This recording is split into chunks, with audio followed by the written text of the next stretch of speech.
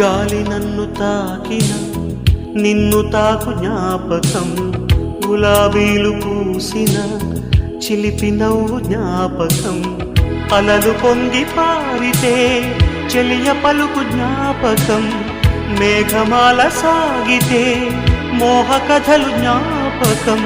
మనసు లేకపోతే మనిషి ఎందుకంట.